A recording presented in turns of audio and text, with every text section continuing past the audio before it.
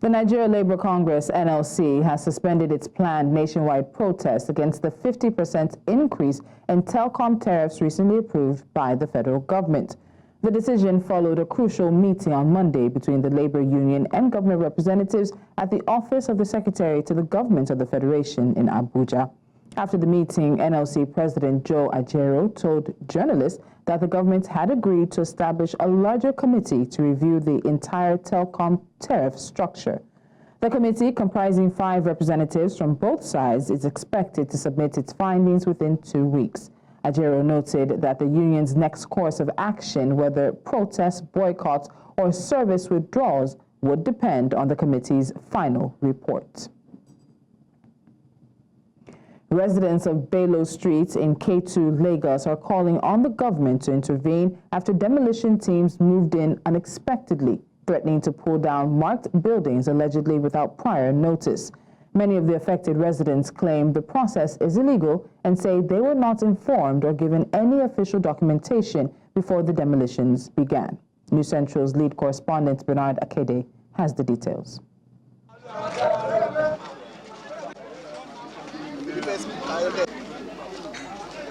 It was an unusual and tense morning here on Bello Street, Ketu. News Central arrived after receiving distress calls from residents who claim their houses were about to be demolished without warning. Several buildings had been marked for demolition, but according to the residents, no proper notice was given. My landlord didn't say anything about demolition or receiving anything when I rented out this place. And even till now, there's still no papers that has been shown to me. Then I asked around from the bailiffs that I saw, like, what exactly is going on? They said they have an order to demolish this old line for the street. They wrote like almost this on every house on this side of the street. And before our agents got here, we already lost a bit of security, which is our fence that covers the security of the house, the store. I'm very confused. I'm tired. I've cried because I'm really not sure what's going on. While inspecting the area, it became clear that some buildings had been marked for demolition, but the markings appeared selective, raising questions about why certain properties were targeted while others remained untouched. At this point, selected houses like this were marked with this identification. Some has gotten their fence down, all because of these documents. This is not a new house. This belongs to my father. The land, I built the house on it. Renovated. How come the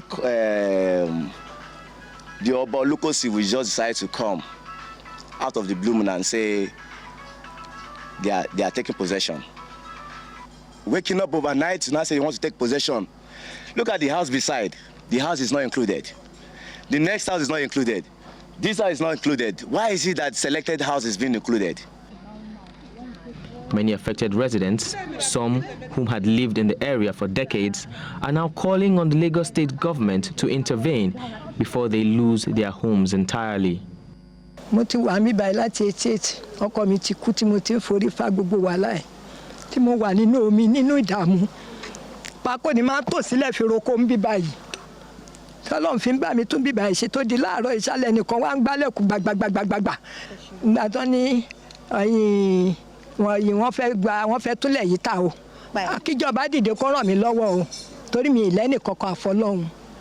However, a man who claimed to be the son of the Onikosi, the traditional ruler of the area, spoke off camera.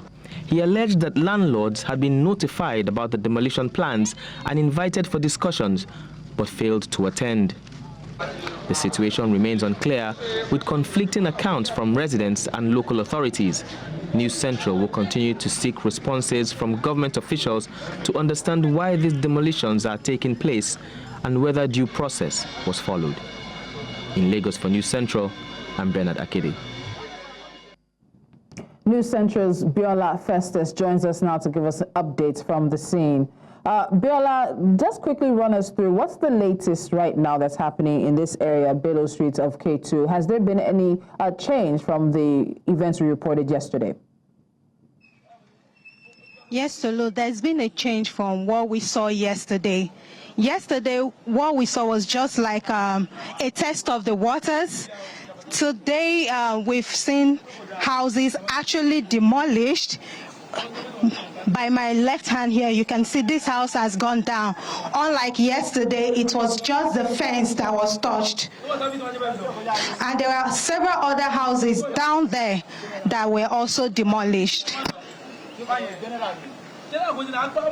So what do we know in terms of what the authorities are saying? So you're saying that there have been some demolitions from yesterday to today. Did you meet any agencies, authorities, any representatives of anyone on ground when you got there? There is no authority right now agreeing to speak with us.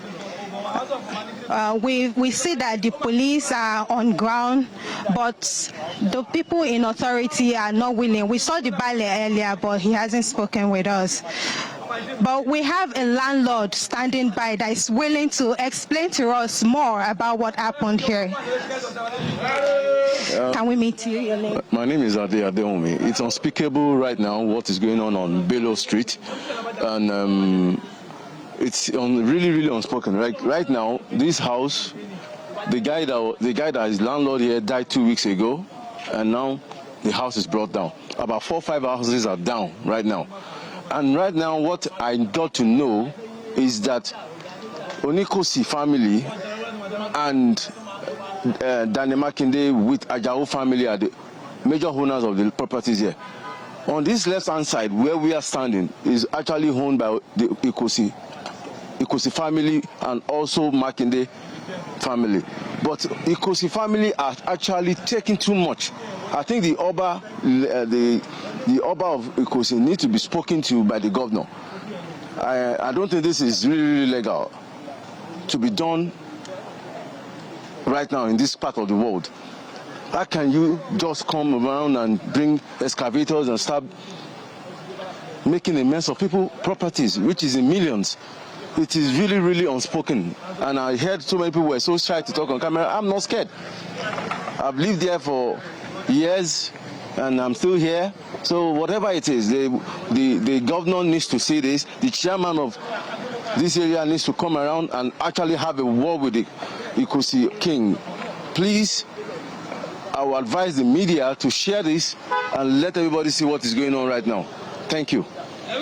Thank you very much. So the issue of demolition threat here is not that these houses are on the right of way, but we gathered from whispers that the Onikosi is trying to reclaim the land from the current occupants who had acquired the land from his twin brother who is now late. So we also gathered that he's asking them to pay some amount of money to reclaim their occupancy of this property. Down there we can still see the police vehicle mounted. The police are still very much on ground here, and the bulldozer is also on the other side of the road waiting for demolition. You lead me to my next question. Do we have any idea if these demolitions are going to continue today or later on in the week? But let's stick with today. Do we have any idea right now, any concrete information that says the demolitions will continue today? We do not have that information currently, whether or not the demolition would go on after now. But the people here are actually in a state of confusion because they do not know whether or not to begin moving their property or to stay put. Some said they have gone for settlements, and others said they've been here since 1980. Hence, the houses or the land belongs legally to them. So that's the situation we have right now. So much, Bola Festus, News Central correspondent, covering what seems to be some controversial demolitions happening in K2 here in Lagos. Now let's keep the news moving at this time. Nigerians may soon breathe a sigh of relief as a possible reduction in petrol pump prices looms following Dangote Refinery's recent announcement of a drop in ex-depot prices. However, the key question remains, how soon will this reduction reflect at filling stations? News Central's Bola Festus is back again with this report. To an average Nigerian, announcements regarding petrol prices have become cliches. Whether increment or reduction, every news concerning petroleum products seems to get the people agitated, as they are more concerned about implementation. A visit to some fueling stations in Lagos mainland revealed that pump prices remain unchanged, ranging between 960 naira and 970 naira. Although the recent 60 naira decrease in ex-depot price announced by Dangote Refinery was yet to reflect in the cost of petrol at the fueling stations, the development was greeted with hopes by motorists. If the fuel price is reduced, it will be very good. It will be nice. At least transportation problem will be lesser than for some. At least some of us that have vehicles, nobody to afford the petrol is a problem. Kárí náà ni kókó kí wọ́n change price yẹn kó lè bá rọ̀ wá lọ́rùn n ta fẹ́ nìyẹn torí àti change price yẹn tí wọ́n bá ti há owó nísìn wọ́n á há pump ṣùgbọ́n láti jáwọ́ yẹn wá sílẹ̀ fún àwọn elépo kò ì wá ìsì ìgbà yẹn máa ní pé high price làwọn rà so àfi táwọn bá tà tán. Ex-depot price is a lifting cost of PMS from the refinery, and therefore expected that petroleum marketers and outlets would fix their individual pump prices, which is usually influenced largely by proximity to depots. In the meantime, the Petroleum Products Retail Outlets Owners Association of Nigeria, Petran, says the price slash is not expected to reflect on pump price immediately, but until old stocks are exhausted. However, Nigerians are looking forward to more competitions in the petroleum industry, with optimism that it will create balance and stability in the market. At the end of the day, it will be a very good thing for Nigerians. There will be competition, just like our telecommunications then. You know, it became balanced. So if Dangote is selling at 700 or 800, federal government should bring their own back like 600. So we'll get there at the end of the day. You would recall that the Port Harcourt and Warri refineries became functional in November and December of 2024. With the global decline in the cost of crude oil, Nigerians are expecting that federal government-owned refineries would also follow suit in the price reduction to alleviate their struggles. In Lagos for News Central, I am Bola Festas. Nigeria generated over $831.14 billion in revenue from the oil and gas sector between 1999 and 2023. Now, the Nigeria Extractive Industries Transparency Initiative, NIETI, gave the statistics on Monday while its Executive Secretary, Obonaya Orji, was giving information and appeared before the Senate Committee on Public Accounts, and he stated that the country requires $20 billion annually for the next 10 years to develop its gas infrastructure. The committee, which was chaired by Senator Ahmed Wadada, was receiving briefings on the findings of NIETI's 16-cycle reports covering 78 firms in the extractive industries.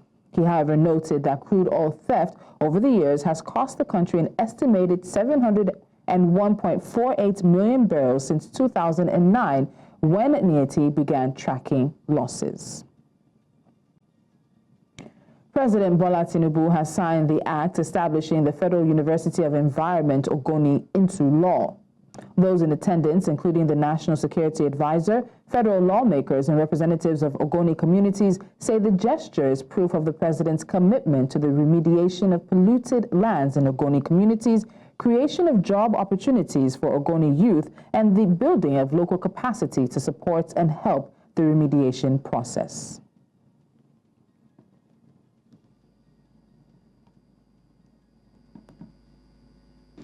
The signing of this bill into law by His Excellency, the President and Commander-in-Chief of the Armed Forces, demonstrates a strong commitment to addressing long-standing concerns and fostering a sustainable development in Ogoni land and Nigeria. This university represents more than just an educational institution.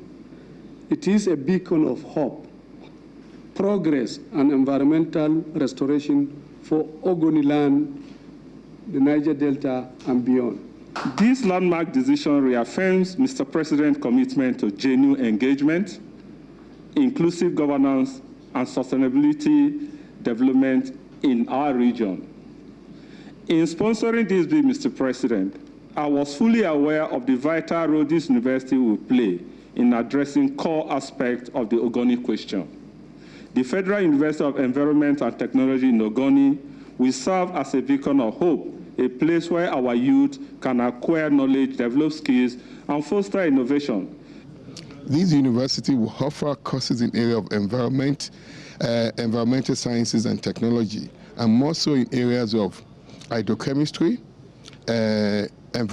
atmospheric chemistry, environmental microbiology, and environmental chemistry.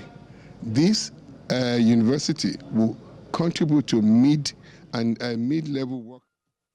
A group has called on the National Assembly to play a crucial role in ensuring accountability and transparency in the management of Nigeria's oil assets.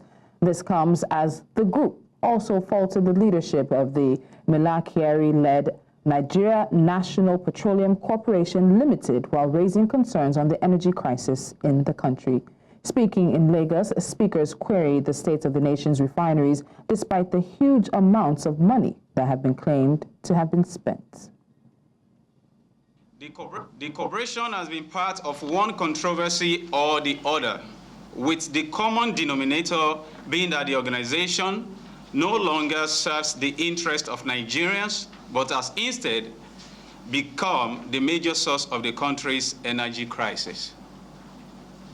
As a refresher, NNPCL promised Nigerians that the perennial petrol queues that brought the country to its knees in the past will become a thing of the past.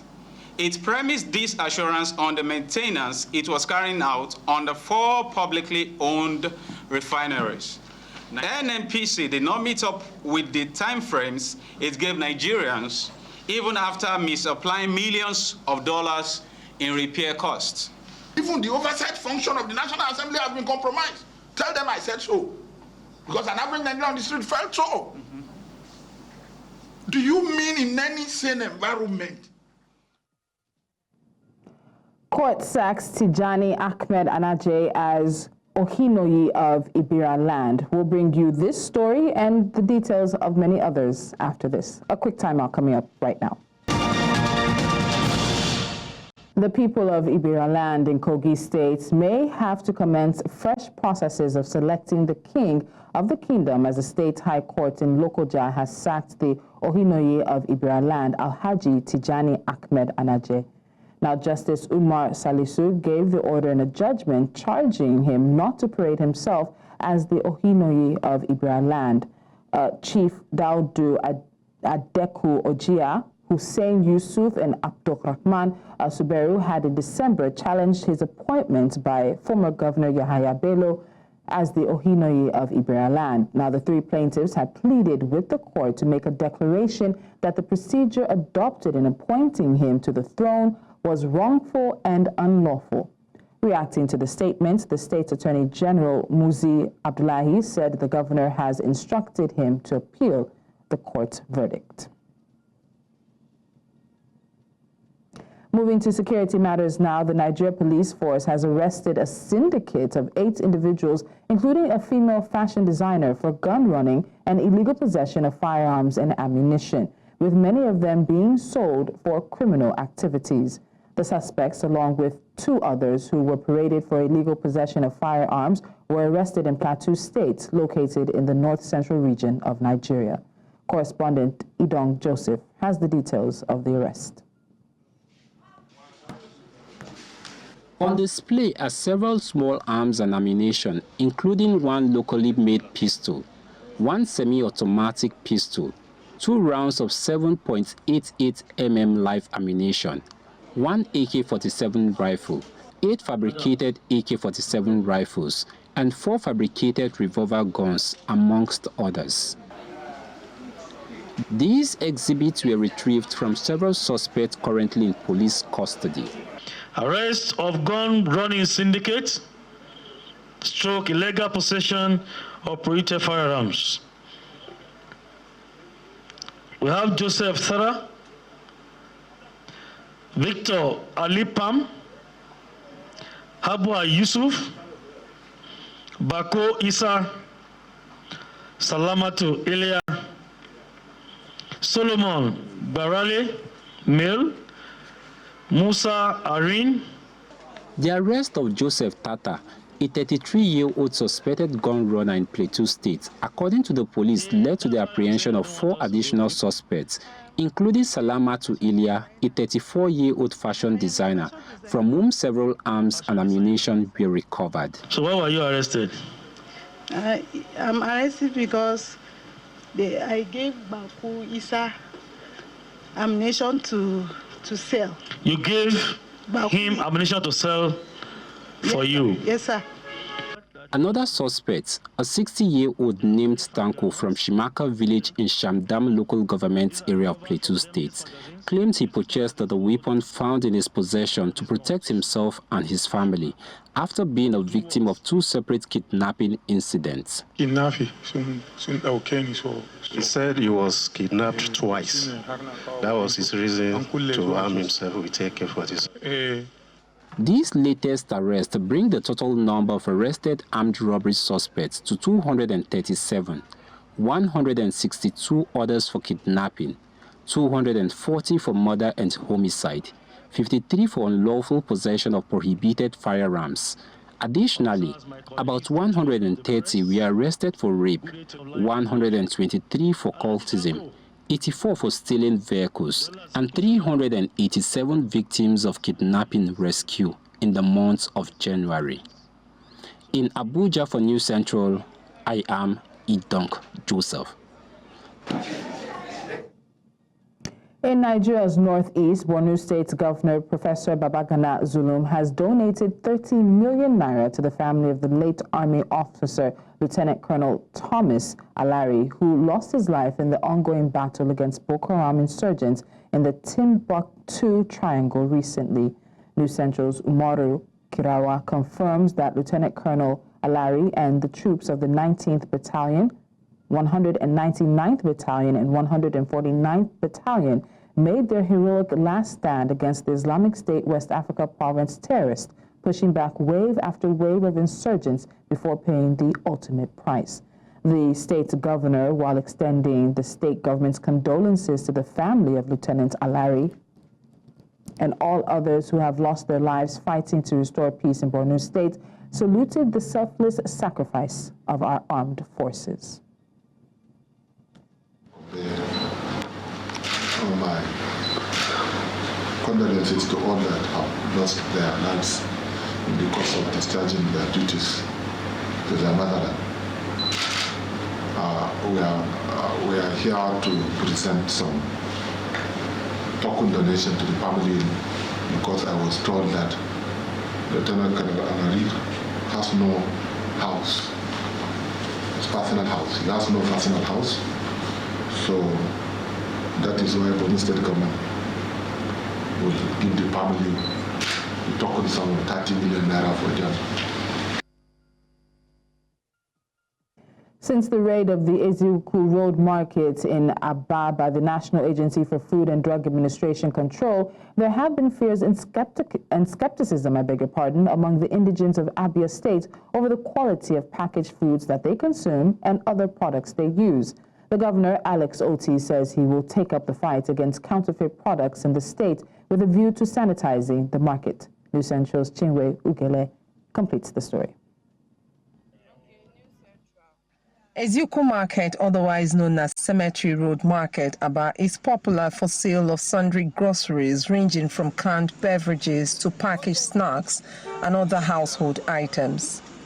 However, beneath this genuine trade by majority of the traders is a deep-seated counterfeiting market where nearly every genuine product is imitated and sold to the public. The people who are unaware of this ugly situation are expressing disgust for the possibility of health issues arising from consumption of these fake products. When they tell you to buy paracetamol, don't go and buy something that looks like para, because the effect is very strong. Even what it does to the body all the money for the paracetamol will not cure it. It will generate to different kinds of disease.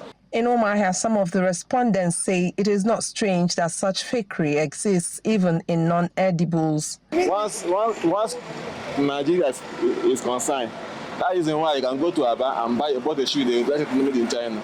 That is made in Aba. I have a company where I work and I do pounds, but they still put the name made in China. Why I think this in Maya. So what is the original thing? There's nothing original in this country. Everything is fake. Because we are in Nigeria, things are hard.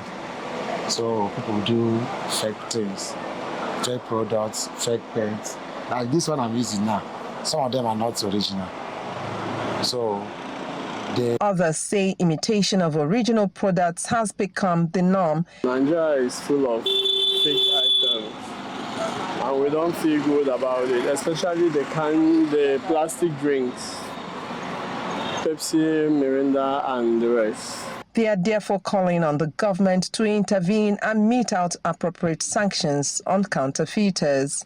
So they're trying their best, but to urge them to put more effort. Governor Alex Oti, during a media chat recently, says the people can begin to do things right by registering their company and proudly branding the products. If you can make fake products, you can also make a new one. So why don't you just move from faking to making a genuine product and calling it your own name? Residents in Abia State are, however, urged to be vigilant, just as healthcare professionals, consumers, among others, are advised to report any suspicion of substandard and fake products to the appropriate authorities. In Omahia for News Central, I am Chinwe Ugeli. Nigeria's Federal Executive Council has approved about $1.07 billion in financing to support transformation in the nation's health sector, including improved governance systems and better access to public health care. The funding, expected to be obtained from the World Bank via its International Development Association financing, is part of its Human Capital Opportunities for Prosperity and Equity program and known as the Hope Agenda. News Central's Amadi Uyi has the full details of this story.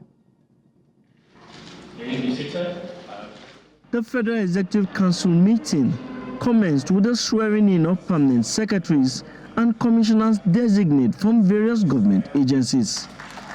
The meeting now progressed with deliberations on several memos submitted. One of the key deliberations focused on concessioning loan financing for the health sector. 2 projects were approved for financing.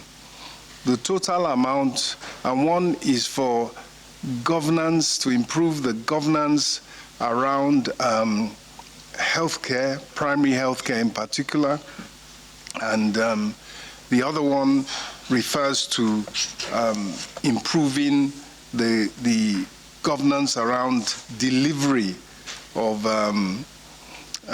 improving the quality of service, including improving utilization of essential services, also in the health system. The Minister of Finance and Coordinating Minister of the Economy gave details of the loans, while the Minister of Health highlighted the purpose for the approved loans. Apart from 2 loans of 5 concessional loans of $500 million each, there's also $70 million in grant financing from other international bodies. So it's a total of $1 billion, I think $70 million in grant funding for the health sector. The governance piece is to improve the financial and human resource management for health and education at the subnational level. Is a P4R is Program for Results instrument of the International Development Association, and all states of the Federation can draw down from this facility to incentivize recruitment, training, placement, retention of teachers for the education side and primary healthcare workers for the health side. The health minister added that the funds will accelerate reforms in the nation's health sector. Is to improve the quality utilization and resilience of the primary healthcare system.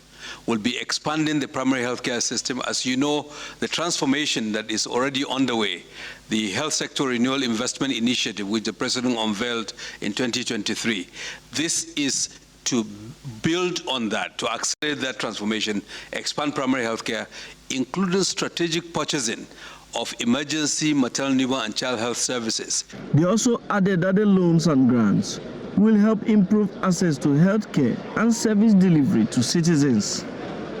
In Abuja for News Central, I am Amadine Uyi.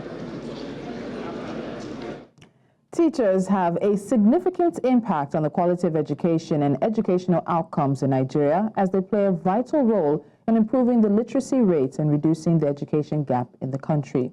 While government recognizes that education is key to the stability of the economy, there have been calls to improve the welfare of its greatest assets, its teachers. News Central's Omolola Ololade has more in this report. The educational challenges in Nigeria means that the country must start with investing in content-related resources. While Nigeria cannot ignore the importance of investing in infrastructure and other resources, the best way to make a major impact is definitely through the country's greatest educational asset, its teachers. There are teachers who have been teaching for over a decade who haven't accessed resources to teach, tools, materials, aids, instructional aids to teach in the classrooms for over a decade that they've been teaching. You have teachers who have been in the system for more than a decade who are not able to access training. They haven't accessed any CPD, continuous professional development training, since they put them in the school. Neither have they got any coaching support and what have you. So you know that these days training teachers can come with a lot of costs, you know, sending them to School of Education and all of that. We need to mold the people who imbibe knowledge in our children. So, and that is why we've said you don't need to come in for physical training. Take the training online, you know, using technology. Some of these teachers find themselves teaching in a range of challenging situations, from working in remote areas with limited infrastructure, with little or no support or guidance, and overcrowded classrooms with children sitting on the floor. The emergence of digital tools, especially the use of AI, may have enhanced teaching and learning, but it has come with its concerns about AI replacing teachers in schools. Educators, however, think otherwise, hence the need for continuous trainings for teachers. Teaching is a human-centric profession. You know, sometimes the learners need to be encouraged to be able to come to that state where they can be open to receive everything they have to be impacted with. So the AI or technological tools might not be able to come to that point to determine this learner is not ready, is not emotionally, you know, ready or socially ready to take whatever he's going to be taught. But the human teacher will be able to sense that, encourage them, counsel them, make them ready, and bring them to that point where they are open to receive whatever it is. Nigeria's education cannot exceed the quality of its teachers, hence transforming education outcomes for all students begins with teachers. In Lagos for News Central, I am Omolola Ololade.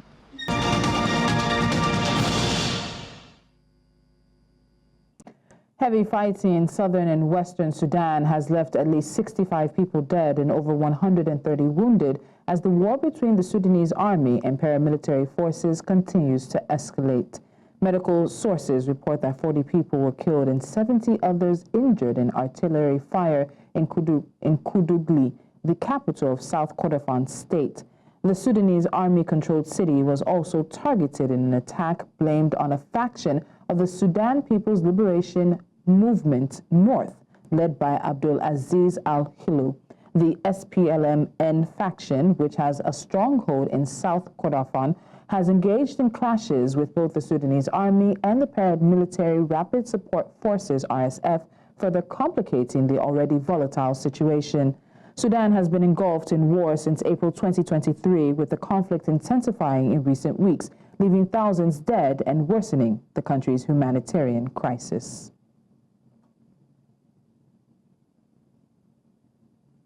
And staying in Africa now, Democratic Republic of Congo President Felix Tshisekedi and Rwandan President Paul Kagame are set to attend a two-day joint summit of Eastern and Southern African nations on Saturday as the conflict in Eastern DRC intensifies. The summit comes as M23 rebels and Rwandan forces continue their rapid advancement, capturing the key city of Goma last week and threatening to push towards Kinshasa. With tensions escalating, President Tshisekedi has vowed a strong military response and called on the international community to sanction Rwanda over its alleged support for the rebels. The lightning offensive marks the latest escalation in a region long plagued by violence as armed groups fight for control over valuable mineral resources. The fall of Goma has worsened the humanitarian crisis, with deadly clashes and mass displacements adding to the suffering.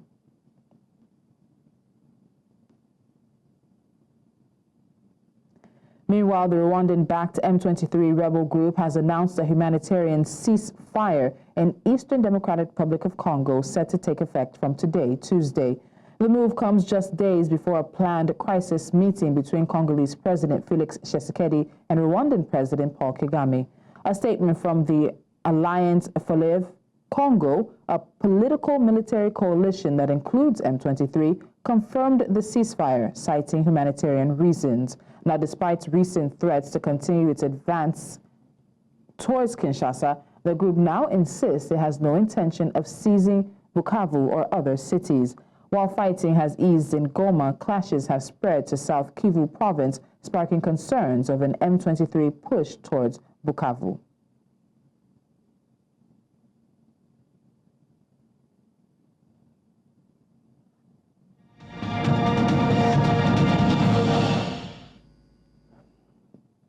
French Prime Minister François Bayrou on Monday invoked Article 49.3 of the Constitution for the first time in his tenure, bypassing parliamentary approval to push through the 2025 budget proposal. The minister triggered the controversial constitutional measure on Monday, allowing the government to pass the budget without a vote. He used the tactic twice, once for the national budget and again for the Social Security budget, and hinted it may be necessary again later this week. Defending the decision, Bayrou pledged that the budget would help reduce France's deficit following repeated warnings from the European Commission that the country's public finances are under strain. The move is expected to fuel tensions in the French Parliament, with opposition parties weighing their next steps, including a potential no-confidence motion. Si vous en décidez ainsi, puisque la décision est entre vos mains, dans les 10 jours, la France, à force de votre volonté et de bonne volonté, de pas fait les uns vers les autres, d'efforts et de compréhension, la France aura son budget, aura ses budgets, ce qui sera un signal de responsabilité, de stabilité, adressé à ceux qui sont les premiers concernés, à ceux qui s'inquiètent à juste titre, à nos concitoyens. Et c'est de cela que vous déciderez. C'est pourquoi, Madame la Présidente, Mesdames et Messieurs les députés, j'ai l'honneur d'engager, en vertu de l'article 49 alinéa 3 de la Constitution, la responsabilité du gouvernement sur le texte de la commission mixte paritaire, complété d'amendements techniques et de coordination. Je vous remercie. Merci. And we'll be winding down News Central now in a bit. But before that, let's take a quick break. When we come back, we do still have more stories for you. Stay with us. We continue with business, where the Central Bank of Nigeria, CBN, has extended temporary Forex access for Bureau de Change operators until May 30, 2025, under existing conditions. Initially set to expire on January 31st, 2025, the extension allows BDCs to continue sourcing $25,000 weekly from authorized dealers. The move aims to ensure liquidity and manage FX volatility despite foreign reserves dropping by $1.11 billion in January. The CBN remains committed to stabilizing the Naira and has implemented stricter Forex regulations over the past year.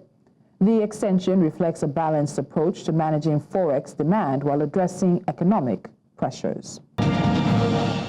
The Ghana Football Association has summoned the leadership of Ghana Premier League supporters groups for an emergency meeting on Friday, the 7th of February. This follows violent clashes during the Nostradamen FC and Asante Kotoko match, which tragically resulted in the death of a Kotoko fan. In response, the GFA has suspended the league and introduced measures to curb violence. The meeting will focus on preventing stadium violence, promoting responsible fan behavior, conflict resolution, and strengthening collaboration with security forces. Recognizing supporters' influence, the GFA is engaging, their leaders to ensure a safer football environment. Bayern Munich has extended Manuel Neuer's contract until the end of the 2025-26 season, ending speculation about his future. The 38-year-old goalkeeper, who joined from Schalke in 2011, will enter his 15th season with the club. Sporting chief Max Eberl hailed him as the best goalkeeper of the generation and a Bayern icon. With over 500 appearances, 11 Bundesliga titles, and 2 Champions League trophies, he remains hungry for success. Now, despite a rib injury in December, he is back in action, and he had retired from international football last year after Germany hosted the Euros.